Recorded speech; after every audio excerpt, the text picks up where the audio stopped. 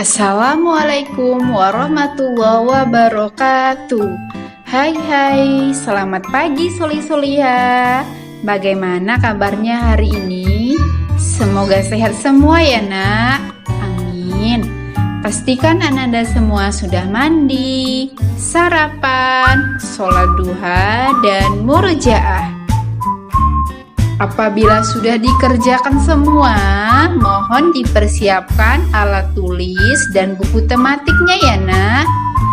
Baiklah, sebelum pembelajaran dimulai, terlebih dahulu kita berdoa ya. Berdoa dimulai. Bismillahirrahmanirrahim. Raditu billahi rabba wa bil islami dina wa bi muhammadin nabiyyan wa rasula rabbi zidni ilma warzuqni fahma amin. Pada pertemuan hari ini, kita akan belajar tematik 5B, udara bersih bagi kesehatan, dengan subtema 1, 2, dan 3 dengan muatan pelajaran IPS. Pelajaran IPS kali ini masuk ke dalam KD 3.3 dengan materi pokok 1. Jenis-jenis usaha dan kegiatan ekonomi. 2. Jenis-jenis usaha ekonomi yang dikelola secara perorangan dan kelompok. 3. Dampak kegiatan ekonomi terhadap kesejahteraan masyarakat. Dan 4. Cara menghargai kegiatan usaha ekonomi di masyarakat. Ibu guru harap setelah menyaksikan video ini, Soli-Soliha semua mampu menyebutkan jenis-jenis usaha dan kegiatan ekonomi, mampu menjelaskan jenis-jenis usaha ekonomi yang dikelola secara perorangan dan kelompok, mampu menyebutkan dampak kegiatan ekonomi terhadap kesejahteraan masyarakat, dan mampu menyebutkan cara menghargai kegiatan ekonomi di masyarakat. Jenis-jenis usaha dan kegiatan ekonomi. Setiap bentang alam memiliki potensi sumber daya alam yang dapat dimanfaatkan untuk memenuhi kebutuhan manusia. Upaya manusia untuk memenuhi kebutuhan hidupnya disebut kegiatan ekonomi.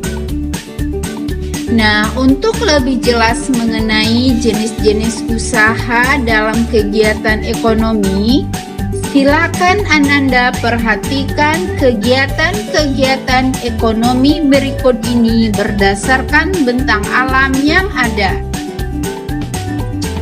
1. Pertanian dan peternakan. Daerah pegunungan biasanya memiliki tanah yang subur dan udara yang segar. Tanah yang subur dimanfaatkan oleh masyarakat untuk kegiatan pertanian dan perkebunan. Oleh karena itu, sebagian besar masyarakat di daerah pegunungan berprofesi sebagai petani. 2. Perikanan. Perikanan di Indonesia umumnya dilakukan di perairan asin, perairan payau, dan perairan tawar. Perairan asin terdiri atas lautan. Perairan payau berupa tambak di daerah pesisir yang perairannya merupakan campuran air asin dan air tawar. Perairan tawar terdiri atas sungai, waduk, empang, danau, dan rawa. Banyak sumber daya alam perairan yang dapat dimanfaatkan sebagai kegiatan ekonomi masyarakat. Contoh perikanan air asin yaitu ada ikan tuna, ikan tongkol, rumput laut, dan garam. Sedangkan contoh perikanan air tawar yaitu ikan mas, lele, dan gurame. Contoh perikanan air payau yaitu ikan bandeng, ikan kerapu, ikan patin, dan ikan kakap. 3. Kehutanan. Hutan memiliki banyak manfaat bagi manusia. Masyarakat yang tinggal di sekitar hutan memanfaatkan kayu dari hutan untuk membangun rumah, membuat kayu bakar, dan membuat industri peralatan rumah tangga. 4. Pertambangan. Kegiatan pertambangan merupakan kegiatan menggali dan memanfaatkan hasil logam dan non-logam yang terkandung di bumi, seperti emas, perak, tembaga, aluminium, minyak bumi, dan batu bara. Hasil pertambangan ini banyak dimanfaatkan untuk membuat perhiasan, alat-alat rumah tangga, dan bahan bakar. 5. Perindustrian. Industri adalah kegiatan mengolah bahan mentah menjadi bahan setengah jadi atau barang siap pakai. Kegiatan industri banyak terdapat di dataran rendah. Jenis-jenis industri yang bermunculan diantaranya adalah industri kecil, sedang, dan besar. 6. Perdagangan. Perdagangan Indonesia tidak hanya mencakupi wilayah Indonesia saja, tetapi mencakup seluruh dunia. Kegiatan perdagangan antar negara disebut ekspor dan impor. Solih-solihah tahu tidak jenis-jenis usaha ekonomi itu ada berapa ya? Iya, jenis-jenis kegiatan ekonomi di masyarakat dibagi menjadi 2, yaitu secara perorangan dan secara kelompok. 1. Kegiatan ekonomi perorangan adalah kegiatan yang dikelola oleh pemiliknya sendiri tanpa melibatkan pemodal lain. Biasanya, usaha ekonomi ini memiliki modal yang terbatas. Contohnya, warung, toko, usaha pertanian, bengkel, dan industri kecil rumahan. Adapun keunggulan kegiatan ekonomi ini adalah 1. Pemilik tidak membagi keuntungan dengan orang lain. 2. Memiliki kebebasan dalam mengembangkan usaha. Dan 3. Tidak bergantung kepada orang lain dalam mengatur usaha. Sedangkan kelemahan kegiatan ekonomi perorangan adalah pengembang usaha terbatas oleh modal, kekurangan tenaga kerja, resiko kerugian ditanggung pemilik sendiri. Yang kedua, kegiatan ekonomi kelompok. Dikelola oleh sekelompok pemodal. Oleh karena itu, usaha ekonomi ini berbentuk badan usaha, seperti firma atau FA. Contohnya usaha pakaian yang dibentuk oleh 3 orang, perseroan terbatas atau PT, persekutuan komanditer atau CV, koperasi, yayasan, dan badan usaha milik negara atau BUMN. Setiap hasil yang diperoleh perusahaan dibagi kepada para pemilik perusahaan. Dampak kegiatan ekonomi terhadap kesejahteraan masyarakat. Kegiatan ekonomi dapat dibedakan menjadi 3 jenis, yaitu 1. Produksi atau pembuatan, 2. Distribusi atau penyaluran, dan 3. Konsumsi atau pemakaian. 1. Produksi atau pembuatan. Kegiatan produksi adalah kegiatan menghasilkan barang untuk memenuhi kebutuhan hidup. Contohnya, pembuatan baju seragam sekolah. Baju seragam sekolah tersebut terbuat dari kain. Kain berasal dari tanaman kapas. Sebelum menjadi kain, kapas diproduksi menjadi benang. Lalu, benang-benang tersebut ditenun menjadi kain di pabrik tenun. Kain-kain tersebut dipotong dan dijahit menjadi pakaian seragam sekolah. Nah, jika dicermati proses produksi tersebut, terdapat proses pengolahan bahan mentah, yaitu kapas, menjadi bahan setengah jadi, yaitu benang, dan menjadi bahan jadi, yaitu kain dan pakaian. Orang yang melakukan kegiatan produksi disebut produsen. Kegiatan produksi berdampak langsung terhadap kesejahteraan produsen, yaitu keuntungan yang diperoleh dari kegiatan produksi digunakan untuk memenuhi kebutuhan hidupnya dan menjaga kelangsungan kegiatan produksinya. 2. Distribusi atau penyaluran. Nah, setelah barang diproduksi, kegiatan ekonomi selanjutnya adalah menyalurkan atau distribusi barang-barang tersebut kepada konsumen. Orang yang melakukan kegiatan distribusi disebut distributor. Contohnya, pakaian seragam yang telah jadi dipasarkan atau dijual kepada toko-toko perlengkapan sekolah disebut sebagai distribusi tidak langsung. Jika barang dijual kepada orang tua yang membutuhkan seragam untuk anak-anaknya, maka distributor disebut sebagai distribusi langsung.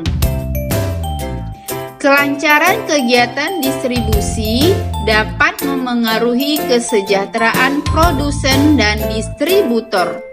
Jika kegiatan distribusi lancar, keuntungan akan didapatkan oleh produsen dan distributor. Sebaliknya, jika kegiatan distribusi terhambat, penjualan juga terhambat, sehingga mengurangi keuntungan yang diperoleh. 3. Konsumsi atau pemakaian. Barang-barang hasil produksi akan dimanfaatkan oleh konsumen. Kegiatan ekonomi ini disebut konsumsi. Contohnya, baju seragam yang telah dibeli oleh konsumen, yaitu orang tua murid dan siswa, digunakan untuk pergi ke sekolah. Kegiatan konsumsi barang ada yang memberikan manfaat langsung dan ada tidak langsung terhadap konsumen. Contoh manfaat langsung dirasakan oleh konsumen adalah saat mengonsumsi makanan dan minuman. Konsumen merasakan kenyang dan puas terhadap makanan dan minuman tersebut. Adapun contoh dampak tidak langsung yang dirasakan oleh konsumen adalah membeli kompor untuk memasak makanan yang akan kita makan. Secara umum, kegiatan konsumsi memberikan kepuasan untuk mencapai kehidupan yang sejahtera. Cara menghargai kegiatan ekonomi di masyarakat. Keberagaman jenis usaha dan kegiatan ekonomi tidak membuat masyarakat saling terpecah belah dan berkelompok. Sikap saling menghargai dan menghormati jenis usaha orang lain akan menciptakan suasana yang nyaman dan sejahtera. Contohnya, dalam proses pembuatan baju seragam sekolah, banyak pihak yang berperan seperti petani kapas, pekerja di pabrik benang, penjahit, penjual baju seragam grosir atau eceran, dan orang tua siswa. Saling menghargai profesi atau jenis usaha di masyarakat akan menciptakan proses pemasaran yang lancar sehingga semua pihak merasakan keuntungannya. Adapun kesimpulan pelajaran kita hari ini adalah kegiatan ekonomi adalah upaya manusia untuk memenuhi kebutuhan hidupnya. Kegiatan-kegiatan ekonomi berdasarkan bentang alam yang ada dibagi menjadi 6 bagian, yaitu 1. Pertanian dan peternakan, 2. Perikanan, 3. Kehutanan, 4. Pertambangan, 5. Perindustrian, dan 6. Perdagangan. Jenis-jenis usaha ekonomi menurut pengelolanya dibagi menjadi 2 macam, yaitu secara perorangan dan secara kelompok. Kegiatan ekonomi terhadap kesejahteraan masyarakat dibedakan menjadi 3 jenis, yaitu produksi atau pembuatan, distribusi atau penyaluran, dan konsumsi atau pemakaian. Bagaimana Soli-Soliha sudah paham dengan materi hari ini? Nah, kalau sudah paham, selanjutnya untuk tugas silakan Ananda buka buku tematik 5B halaman 63, nomor 3 dan 4. Tugasnya langsung ditulis di buku cetak ya Soli-Soliha. Nah, kalau sudah selesai dikerjakan, jangan lupa difoto ya nak, kemudian kirim ke WA Bu Guru. Bu Guru tunggu paling lambat pukul 17.00 ya. Selamat mengerjakan Soli-Soliha. Alhamdulillahirabbil alamin. Pembelajaran hari ini telah selesai. Bu Guru harap Soli-Soliha semua paham ya dengan materi dan tugas yang Bu Guru berikan. Bu Guru mengingatkan, sholat 5 waktunya tetap dijaga ya nak. Mengaji, murojaah, dan membantu orang tua. Bu Guru akhiri. Wassalamualaikum warahmatullahi wabarakatuh.